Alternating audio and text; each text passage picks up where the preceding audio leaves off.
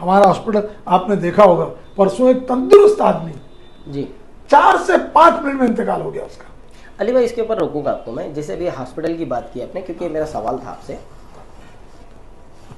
अब तक इस हॉस्पिटल को 4 करोड़ फंड पास हुए हैं, गालिबन उससे भी ज्यादा। 2 नगर सेवक दोनों को 2-2 करोड़ रुपए मिला है, ये मैंने RTI मार्केट देखा था, ठीक है। एक फारूक भाई का और एक शानू भाई का जी, दोनों को 4-4 2-2 करोड़ रुपए मिला, मगर वो हॉस्पिटल में सिर्फ और सिर्फ प्रेगनेंसी के अलावा कोई काम नहीं होता। चीता कैंप में हमारे पास कम से कम 50 हॉस्पिटल है, जिसमें से ज्यादातर लीगल है और इनलीगल है, ठीक है। उस पर मुद्दा नहीं है कि इनलीगल है या लीगल है, बिकॉज इलाज हो जाता है तो हमको बेहतर है, हमारे लिए बेहतर है, मगर वो इलाज पैसा देके किया जाता है चीता कैंप में। फ्री का इलाज हमारे चीता कैंप वालों के लिए 7 किलोमीटर आगे शताब्दी हॉस्पिटल।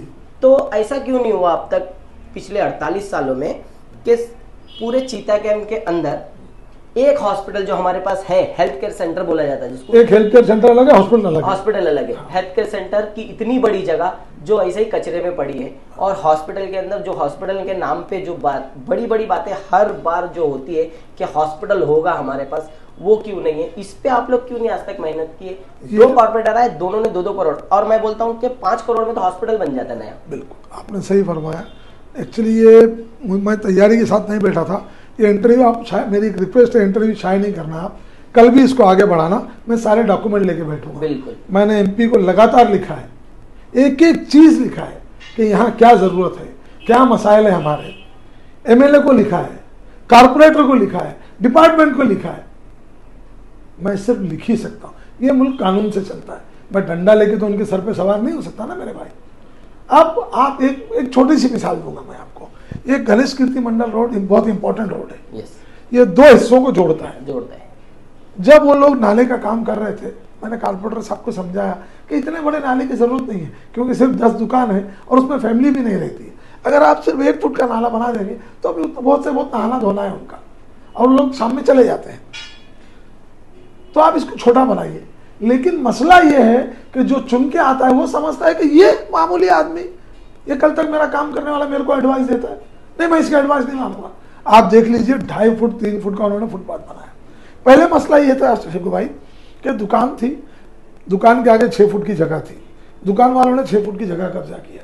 अब 6 फुट की जगह के बाद इन्होंने अब ये फुटपाथ बना दिया 3 फुट का। पहले जो ये हॉकर्स लोग थे ये पीछे धंधा करते थे, अब ये इतना ऊंचा बन गया वो हॉकर नीचे आ गए। अब वो दुकानदारों ने क्या किया, वो फुटपाथ पे भी कब्जा कर लिया। मैं यही समझा रहा था, अब मैं आता हूं अपनी बात पे कि मैं समझा ही सकता हूं ना, और मैं 11 साल से लगातार बता रहा हूं कि ये बहुत खतरनाक है। आप 2 बाइक नहीं निकाल सकते उधर से, रिक्शा ट्रक कार तो छोड़ दीजिए, झगड़े की जड़ है वो। और लोगों को पता नहीं इतनी लालच क्यों है, वो चाहते हैं कि पूरा रोड मेरे कब्जे में आ जाए, पूरी दुनिया मेरे कब्जे में आ जाए। कितना बड़ा पेट है लोगों का समझ में नहीं आता। तो जो लोग चुन के आते हैं उनकी अना बड़ी अजीब है, वो बोलते हैं कि हम इनके नहीं सुनेंगे।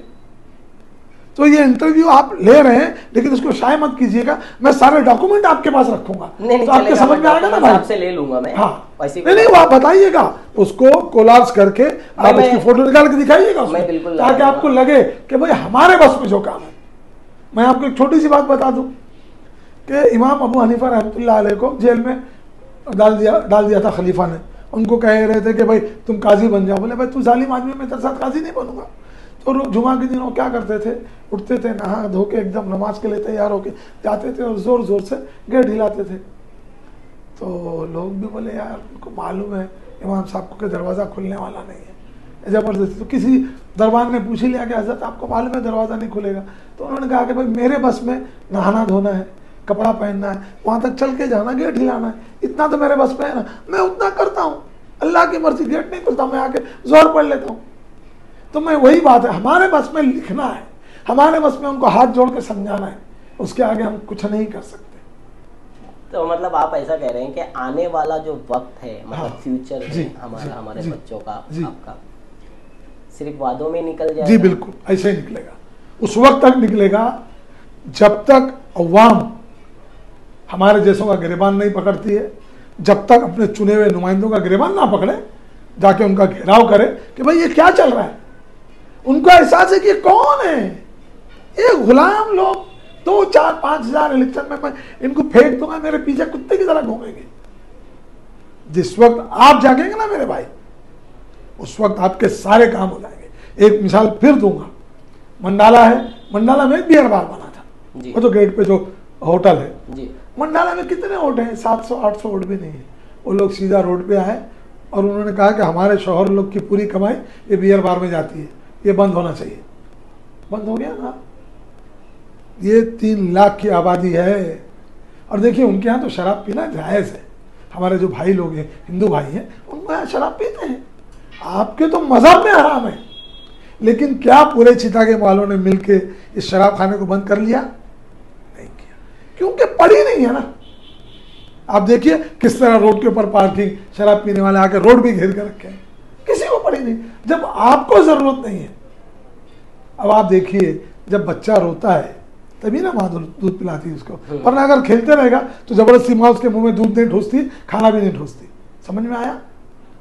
तो हम लोग जब अपने मसाइल को लेके अपने एमएलए साहब तक, अपने एमपी साहब तक, अपने कारपोरेटर साहब तक नहीं जाएंगे तो मसाइल कैसे हल होंगे?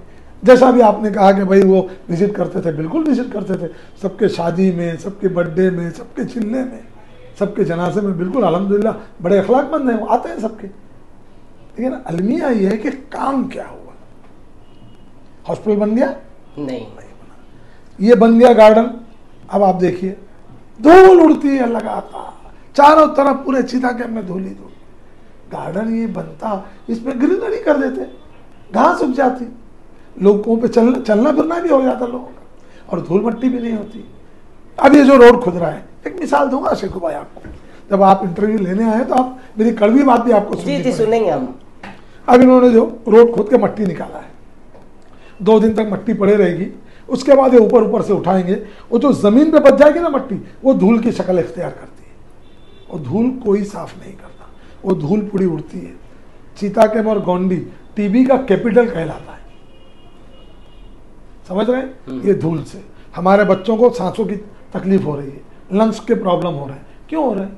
कभी किसी ने पूछा क्या कि ये मट्टी उठ रही, इसको ब्रशिंग करो, या ब्रश करके पूरा रोड क्लियर करो, पानी से इसको धो? भाई अणुशक्ति में होता है, ट्रॉम्बे में होता है, मंडाला में होता है, सब जगह होता है। हमारे यहाँ क्यों नहीं होता मेरे भाई? हम इंसान नहीं है? हम मुसलमान हैं तो क्या हो गया? हम हिंदुस्तान के नागरिक हैं, हमारा भी उतना ही हक है जितना हम गैर मुस्लिम भाइयों का। हमारे साथ में ट्रीटमेंट क्यों होता है? उसकी सिर्फ वजह ये है कि आपके चुने हुए नुमाइंदे का आपका ध्यान नहीं है। डिपार्टमेंट को भी मालूम है कि इनकी तरफ से बोलने वाला कोई नहीं। मैं तो, आपने 10 बार इंटरव्यू लिया होगा, मैंने 10 बार कहा यतीमों की बस्ती है, यहाँ कोई पूछने वाला नहीं है।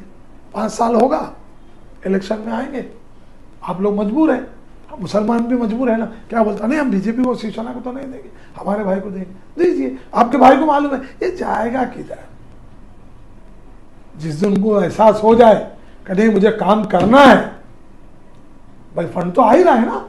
और बहुत हमारे जो एमएलए साहब है ताकतवर मिनिस्टर भी थे और बहुत ताकतवर एमएलए हैं और बहुत मालूमात वाले। वो अगर चाहते तो इस पूरे बस्ती को जन्नत के मुताबिक, मतलब जन्नत बना देते। बजाय उसके क्या हुआ? देखिए आप उधर खड़े हो जाइए पुलिस स्टेशन पे, सीधा क्या पूरा एकदम ऐसा लगा टकला हो गया, सारे झाड़ काट दिए गए। क्यों झाड़ काटे गए?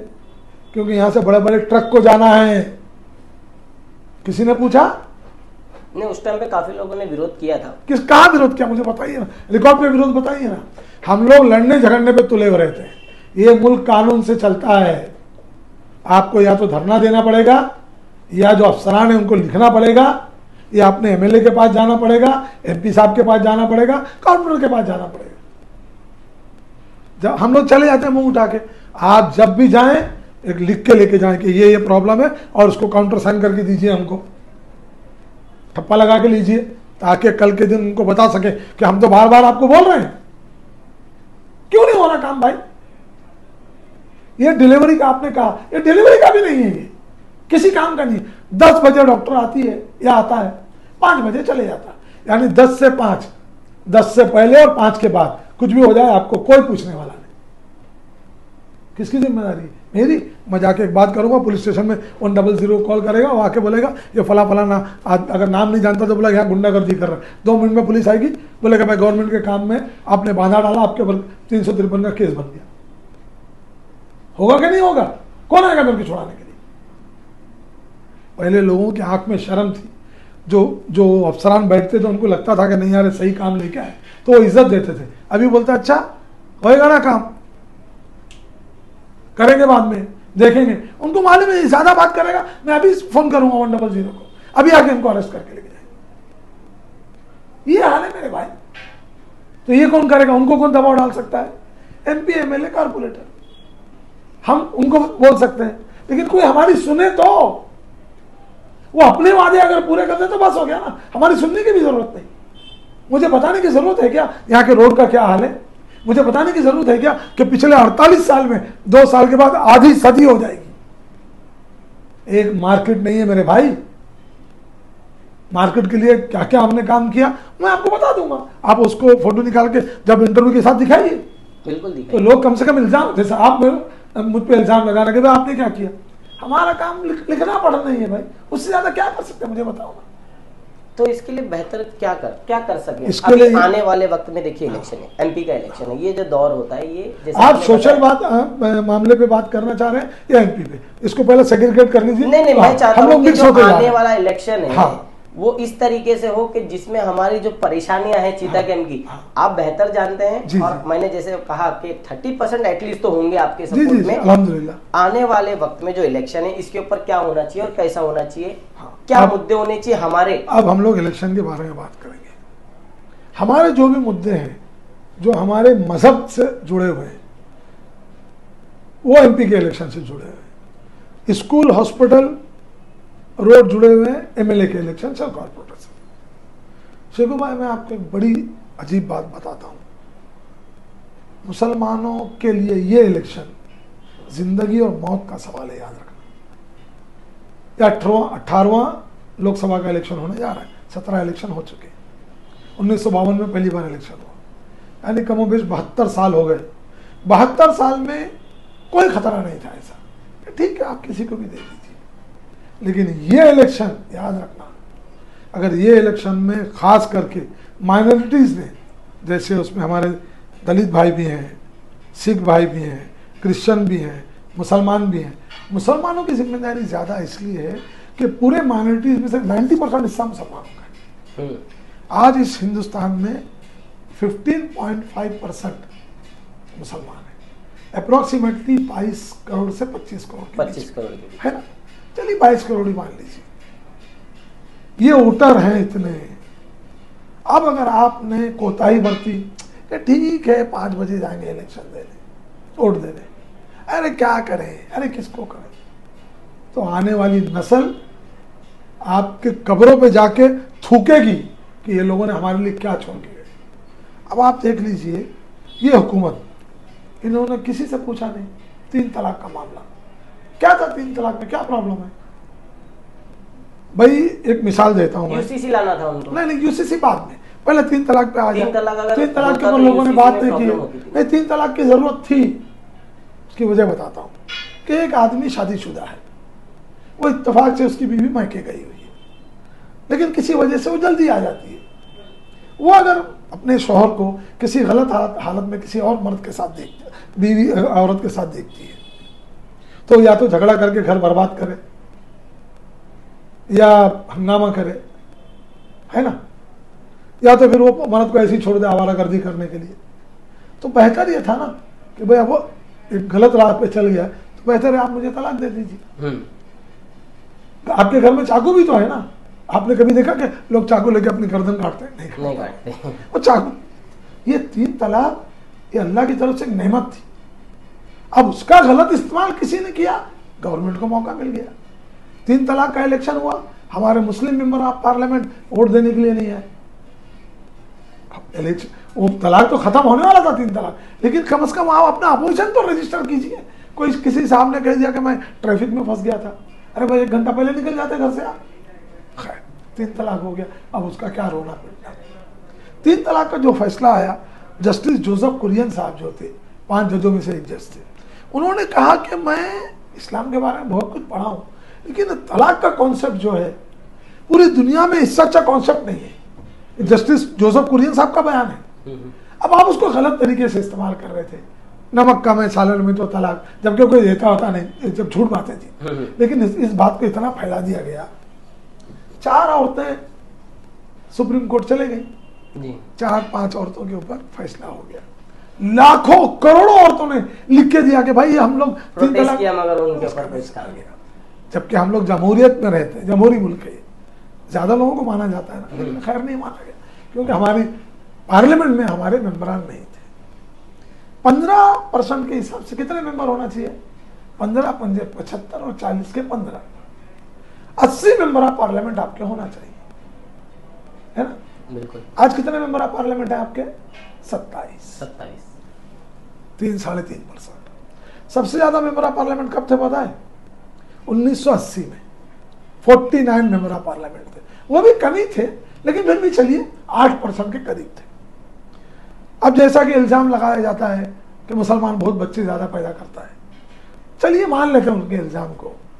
जैसे गुजरात के चीफ मिनिस्टर साहब ने कहा था, हमें 5 हमारे 25, मतलब हर मुसलमान 4 औरत करता है। अरे एक ही नहीं संभल रही भाई, ना काम, ना धंधा, ना रोजी, ना रोजगार, 5 कहां से करेंगे? खैर उनकी मान भी लिए, तो हमारी आबादी जब बढ़ गई, 80 से तो बड़ी होगी ना, 80 से बढ़ना चाहिए था। भाई 49 MLA MP थे, चलो 50 हो जाते। पिछले पार्लियामेंट में 23 MP थे सिर्फ, इस बार 27 जी। उसकी वजह यह है कि पार्टियां हमको टिकट ही नहीं देती। महाराष्ट्र में एक भी मुसलमान कैंडिडेट नहीं दिया गया। मसला मतलब ये हुआ कि आपकी कोई औकात ही नहीं। खैर ये इसमें हम लोग बात पे आएंगे, पहले इस पे आ जाते हैं, इस इलेक्शन पे। ये इंतहाई अहम इलेक्शन है। आपको सेकुलर लोगों को वोट देना है।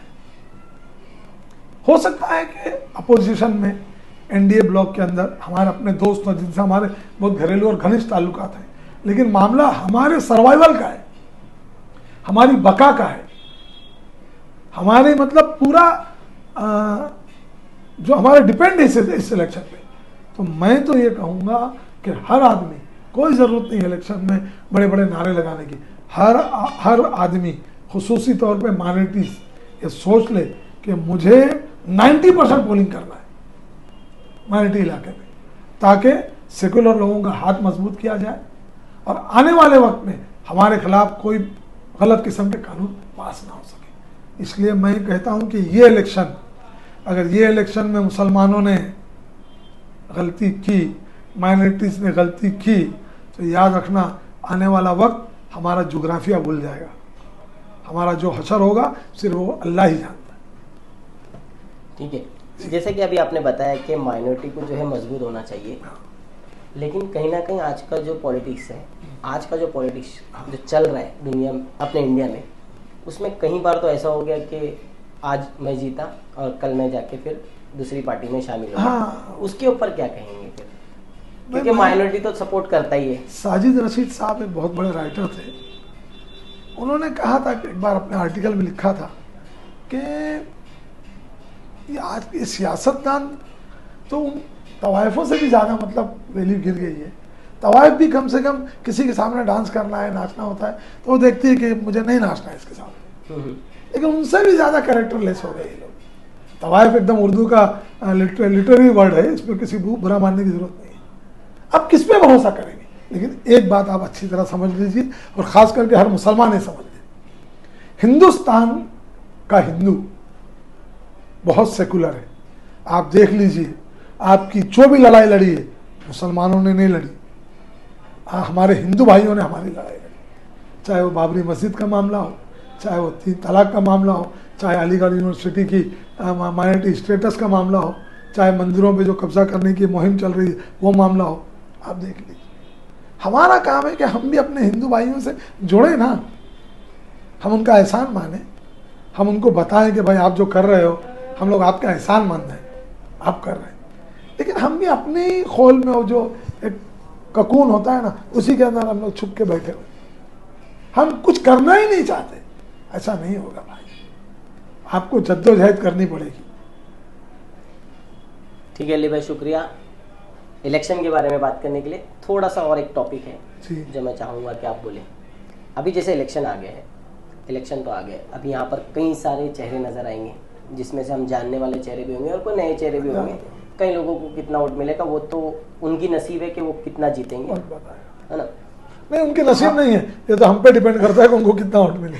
नहीं मतलब अभी कैसा है कि अभी आपने कहा कि मेरा कॉलर पकड़ने वाला चाहिए या जो हमारे चुने हुए नुमाइंदों का, हाँ, चुने हुए नुमाइंदों उनका कॉलर पकड़ना चाहिए। उसके कॉलर तो नहीं पकड़ेंगे, बड़े लोग हैं, केस बन जाएगा। उनके घर उनका घेराव तो करें, उन तक अपनी बात तो पहुंचाए। तो उसके लिए हम लोग को क्या करना चाहिए, मतलब अभी किस तरीके से स्ट्रेटेजी होनी चाहिए? बिकॉज देखो हिंदू मुस्लिम तो अब करने का समय नहीं रहा, नहीं, करना भी नहीं चाहिए, हमारे पास ना टाइम है उसके लिए। और रही बात, हमारा मजहब भी उसकी इजाजत नहीं, जैसे आपने बताया कि हमारे हिंदू भाई काफी सपोर्टेड है हमको। काफी नहीं, मैं आपको एक बता दूं, बीजेपी को कितना % वोट मिला था 2014 में? 31%। अभी कितना मिला? 36%। यानी मालूम ये हुआ कि हिंदुस्तान का 64% हिंदू आज भी सेकुलर है, और जो 36% वोट मिला ना, मेरा चैलेंज है उसमें से आधे से भी ज्यादा लोग सेकुलर है। लेकिन ठीक है, उनकी एक स्ट्रेटेजी है, उनसे जुड़े हुए हैं, जैसा कांग्रेस में जुड़े हुए वैसा लोग बीजेपी से जुड़े वोट देते हैं, लेकिन वो भी सेकुलर हुए हैं। कुछ लोग तो यहाँ भी खराब है, कुछ लोग तो वहाँ भी खराब है, वो तो सब जगह, वो तो चलते ही रहेगी। तो अभी जो आने वाला इलेक्शन है इसके ऊपर अभी काफ़ी लोग, अभी ऐसा हो जाएगा कि हर नेता जो है एक टीम बनाने की कोशिश करेगा, चाहेगा कि अली भाई जैसा आदमी मेरी टीम में हो। तो क्या इस बार ऐसा टीम बनाया जाए, जैसे आपको मैं पूछ रहा हूँ कि ऐसा टीम नहीं बनाया जाए कि आने वाले 5 साल तक उनका दामन ही ना छोड़े, जिस पे लड़ाई हो? किया जा सकता है, बिल्कुल किया जा सकता है। तो उसके लिए हमारे नौजवान को आप क्या मैसेज देंगे जो यहाँ के लोकल लोग हैं, हमारे चीता कैंप के नौजवान? देखिए, हमारा अलमिया क्या है, खास करके मुसलमानों का, हम लोग चाहते हैं कि एक जामा मस्जिद बन जाए और वहाँ एक इमाम हो, एक नायब इमाम हो। हमारी कौम का मामला यह कि वो चाहती है कि छोटी छोटी मस्जिद रहे, 100 मस्जिद रहे, ताकि 100 इमाम रहे, है ना। यहाँ पे कोई ये नहीं चाहता, अपने आप को ख़त्म नहीं करना चाहता, वो चाहता कि मैं ही बड़ा हूँ। इस तरह काम नहीं होगा। आपको कोई एक मसला तो ऐसा होगा जिसपे हम सब लोग एक हो सकते हैं। इस बस्ती का भला, मैं कांग्रेस में हूँ, कोई एनसीपी में है, कोई एमआईएम में है, कोई बीजेपी में है, कोई शिवसेना में, लेकिन एक कॉमन कॉज क्या है, कॉमन फैक्टर क्या है हमारे में, कि यहाँ इस बस्ती का भला हो, हमारे अच्छे रोड हो, हमारे अच्छी गलियाँ हो, हमारे पास अच्छा हॉस्पिटल हो, हमारी स्कूल अच्छी हो। ये कॉमन कॉज तो है ना, कॉमन कॉज है भाई, कोई भी पार्टी का हो वो चलेगा इसी रोड पे ना। यस। लेकिन मसला क्या है कि हर आदमी वन अपमैनशिप में लगा हुआ है। वो चाहता है कि एमएलए साहब के सामने, एमपी साहब के सामने, कारपोरेटर साहब के सामने मेरी मतलब लाल रहे, ठीक है। और एक लाइन लगी हुई है, एमएलए साहब को लगता होगा, एमपी साहब को, कारपोरेटर साहब को, ये आदमी बहुत ज्यादा बोलता है, इसको हटाओ यार, इसके पीछे दलालों की कितनी लाइन है, तुम आ जाओ, इसको आना दो। जो मेरी हाजी हाजी हाजी पाउस पढ़नार का पढ़नार, नहीं पढ़नार का नहीं पढ़नार। लेकिन ऐसे आदमी होना चाहिए कि वो बोलेगा अरे गर्मी के मौसम में कहां से पाउस पड़ने वाला है यार, ये गर्मी का मौसम है, बारिश में बारिश गिरेगी, अभी गर्मी की बात करो, पानी की सप्लाई बराबर करो, बारिश में नाले साफ करो। वो बोलने की ताकत रखने वाले यहाँ हैं ऐसे लोग, लेकिन उनके मसाइल ऐसे हैं कि वो नहीं बोल पाते, मजबूरी है उनकी। तो आप बोलेंगे? बिल्कुल बोलूंगा, आने वाले हाँ बिल्कुल भाई। देखिए मेरी उम्र, मैं 62 साल का हो गया, अभी कितना जीऊंगा, साल 2 साल 5 साल, 62 साल में तो पॉलिटिक्स जगती है एक्चुअली, पॉलिटिक्स हिंदुस्तान में। नहीं, मुझे पॉलिटिक्स करना ही नहीं, क्योंकि देखो हमारे प्राइम मिनिस्टर भी जो है उनका जब वो प्राइम मिनिस्टर बने तब ऑलमोस्ट 60 अबव ही थे। नहीं, वो 60, हाँ 65 के हो गए थे, है ना। तो अब उनका जो पॉलिटिकल करियर रहा है, मैं ये सोचता हूँ कि पूरे इंडिया में ऐसा किसी का भी पॉलिटिकल करियर रहा नहीं। तो जाहिर सी बात है दोस्तों, मैं आप सबसे अली भाई से राजी करवा रहा हूँ कि अली भाई को हम, अगर आप लोग कोई भी जो अली भाई को सपोर्ट करते हैं तो आप अली भाई का घेराव करेंगे। बिल्कुल। और आने वाले 5 साल तक अली भाई जिनको वोट देने कहें, अभी तो मैं ऑन कैमरा नहीं कहूंगा कि वो किसको कह रहे हैं, मगर वो अपने मुंह से कहना चाहे तो कह सकते हैं। मगर आप तमाम लोगों से मेरी रिक्वेस्ट है कि अली भाई जैसा चेहरा अपने चीता कैंप में कम से कम 10 है, अल्हम्दुलिल्लाह, वो 10 भी हो सकता है। वो 10 चेहरों को एक साथ में करो और एक ऐसी चीज बनाओ जिसपे हम मांग सके वोट और हम दे सके वोट कि वो क्यों मांग रहे हो। जैसे अभी लास्ट पिक्चर आई थी, आपने देखा होगा, शाहरुख खान की पिक्चर आई थी, आप पिक्चर देखते कि नहीं देखते मुझे पता नहीं, शाहरुख खान की पिक्चर आई थी, वो उसमें डायलॉग था कि 5 मिनट का कॉइल जलने वाला जो 5 घंटे कॉइल चलता है उसके बारे में हम लोग 100 सवाल करते हैं कि कितना टाइम चलेगा, मच्छर मरेगा क्या नहीं। वैसे ही हम सरकार से भी, अब जो आने वाले कैंडिडेट है उनसे भी हम सवाल करेंगे कि आप हमको दोगे क्या, और वो भी किस तरीके से, कब तक दोगे। तो वैसे ही मैं अली भाई से भी कहूंगा कि अली भाई, अब अगर ये टाइम पे, जैसे आपने कहा कि ये जो इलेक्शन है ये मुसलमानों के लिए बहुत जरूरी है, माइनॉरिटी के लिए बहुत ज्यादा जरूरी है, बहुत इंपॉर्टेंट इलेक्शन, लेकिन कहीं ना कहीं ये तो जो भी फैसला है वो अलग बात है, मगर आने वाला जो 5 साल है उसमें चीता कैंप का डेवलपमेंट होना ही चाहिए। बिकॉज आपने 48 साल दे दिए चीता कैंप को, हमने 35 साल दे दिए चीता कैंप को, जहां घर बने हैं वो भी अपने पैसे से। हाँ, यहाँ हमारा देखिए, ये जो MP MLA और कॉर्पोरेटर हजरात होते हैं, इनको पॉलिसी के बारे में बहुत सारी मालूमात होती है, क्योंकि इनके सेक्रेटरी होते हैं, इनका डिपार्टमेंट होता है, और इनको इन्फॉर्मेशन के लिए RTI नहीं फाइल करना पड़ता है। ये किसी भी डिपार्टमेंट को बोलेंगे अपने लेटर पे कि मुझे इन्फॉर्मेशन चाहिए, तो उनके टेबल तक इन्फॉर्मेशन आती है। हमको 1 महीना वेट करना पड़ता है, लेटर लिखना पड़ता है, और वो रिफ्यूज़ करेगा तो पहली अपील करो, दूसरी अपील करो, तीसरी अपील में जाओ, तो हमारा वक्त निकल जाता है।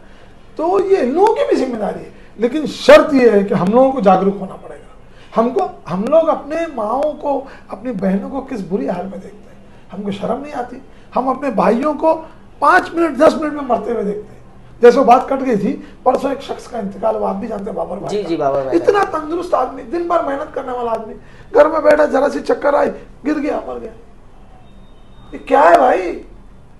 और कोई फैसिलिटी, यहाँ जो हॉस्पिटल चल रहे हैं 10-12 जो भी है, इनका भी घेराव करना चाहिए कि आपका काम है, उनको फर्स्ट एड दीजिए, कि भाई एक सार्बोरेट की गोली आती है, उनकी जबान के नीचे रखी। देखिए, हमारा ईमान है, जब मौत आनी है तब आनी, मौत आ जाए, लेकिन कम से कम हमको ये बेबसी का, बेचारगी का एहसास तो ना हो कि यार अगर हम ये कर लेते तो वो हो जाता, वो कर लेते। एक गोली रख दीजिए आप जबान के नीचे, एक इंजेक्शन आता है हार्ट में लगाने का, वो लगा दीजिए 3-4, अगर उसकी जिंदगी बाकी होगी बच जाएगा। लेकिन हमारे डॉक्टर लोग यहाँ सिर्फ खांसी सर्दी बुखार में एडमिट हो जाओ, ग्लूकोज चढ़ा, यहाँ पे हर हॉस्पिटल चलाने वाला करोड़पति है, यहीं से कमा रहा है, लेकिन हमको दे नहीं रहा पलट के। उसी तरह जिस तरह हमारा सियासतदान है, यहाँ से MLA MP बनते हैं, लेकिन हमको नहीं देते पलट के कुछ भी, लेकिन वो खुद बड़े बन जाते हैं। तो ये वो एक ही नहीं है, ऐसा पूरा ग्रुप है, यहाँ के दुकानदार, यहाँ के मारवाड़ी लोग, यहाँ के हॉस्पिटल चलाने वाले लोग, ये सब सेम MLA की कैटेगरी, MP के और कॉर्पोरेटर की कैटेगरी। ये सिर्फ अपना घर भरते। इनसे पूछिए आपने पलट के क्या दिया। अमेरिका में एक कानून है, सक्सेशन एक्ट, कोई करोड़पति आदमी जब मर जाता है तो गवर्नमेंट 55% उसकी प्रॉपर्टी ले लेती है, उसके बच्चों को सिर्फ 45% मिलता है। अगर वो 1 करोड़ की प्रॉपर्टी छोड़ के गया है तो 55 लाख रुपए गवर्नमेंट के अकाउंट में चले जाएगा, 45 लाख उसके बच्चों को मिलेगा, वो 55% आम गरीबों को दिया जाता है। कितना अच्छा कानून है ये। कानून तो इस्लाम ने बताया है कि तुम्हारे इनकम में, तुम्हारे कमाई में गरीबों का हिस्सा है, तुम्हारे रिश्तेदारों का हिस्सा है। क्या हम लोग ऐसा करते हैं? नहीं करते। तो हम लोगों को जागना पड़ेगा, उसके बाद MLA भी जागेंगे, MP भी जागेंगे, कॉर्पोरेटर भी जागेंगे। शुक्रिया, शुक्रिया, बहुत बहुत शुक्रिया। जैसे कि देखा दोस्तों, काफ़ी अच्छी बात कही अली भाई ने, काफ़ी मजबूती से जवाब भी दिया। ये मुझे बहुत पसंद है अली भाई, क्योंकि सवाल कुछ भी पूछो जवाब देने के लिए तैयार रहते हैं और कभी नाराज़ भी नहीं होते हैं। मगर आप लोग नाराज़ होइए, ये वक्त है नाराज़ होने का। अगर अली भाई की कोई भी बात में आपको ऐसा लगा कि अली भाई ये चीज़ गलत बोल गए, इस चीज़ के बारे में मुझे बात करनी चाहिए था, तो कमेंट सेक्शन खुला हुआ है, आप लोग ज़रूर कमेंट कीजिए। अली भाई से फिर मुलाकात होगी, और जितने भी तमाम चीता कैंप में लोग हैं जो बड़ा चेहरा है, जिनको हम इकट्ठा करने की कोशिश करेंगे, ताकि जो हमारा चीता कैंप में जो पिछले 48 सालों से जैसा था वैसा ही है, उसके ऊपर एटलीस्ट थोड़े तो फूल उगे, क्योंकि अब दौर है फूल उगाने का। तो आप लोग आगे आइए, इस बार इलेक्शन में वोट करना ज़रूर जाइएगा, और टाइम से पहले जाइएगा। और आगे जितनी भी बात होगी अली भाई से, मैं ज़रूर कमेंट्स के माध्यम से, जो कमेंट्स आएंगे उसके ऊपर अली भाई से मैं ज़रूर सवाल करूँगा। शुक्रिया मेरे साथ में जुड़ने के लिए। मैं जाते जाते सिर्फ एक मैसेज ही देना चाहूँगा कि दोस्तों, हो कोई बहुत, मैं कोई मुकम्मल इंसान तो हो नहीं, सिर्फ अल्लाह की और उसके प्यारे नबी सल्लल्लाहु अलैहि वसल्लम की ज़ात मुकम्मल है। लेकिन मेरे बस में जो भी था, पिछले 20-25 साल का रिकॉर्ड है मेरे पास, कि मैं हर मसले पे MLA से भी मिलते रहा, MLA को भी बोलते रहा, MP को भी बोलते रहा, कॉर्पोरेटर को भी बोलते, और ज़बान से नहीं बोलता था, उनको लिख के देता था कि ये हमारी ज़रूरत है। लेकिन शायद मेरे खुलूस में कोई कमी थी, या वो मुझे इस काबिल ही नहीं समझते थे कि भाई मेरी बात पे ध्यान दिया जाए, और मतलब मुझे जवाब भी लोगों ने नहीं दिया, और काम तो खैर हुआ ही नहीं, आपके सबके सामने है। तो दोस्तों, ये सिर्फ मेरी, शेखू भाई की, या किसी ABCD की जिम्मेदारी नहीं है, हम सबकी जिम्मेदारियां हैं। हम लोग जागें, जब हम जागेंगे तो हमारे चुने हुए नुमाइंदे भी जागेंगे और इंशाअल्लाह आपके काम भी होंगे, आपके मसाइल भी हल होंगे। वमा अलैना इल्लल बलाग। अस्सलाम वालेकुम।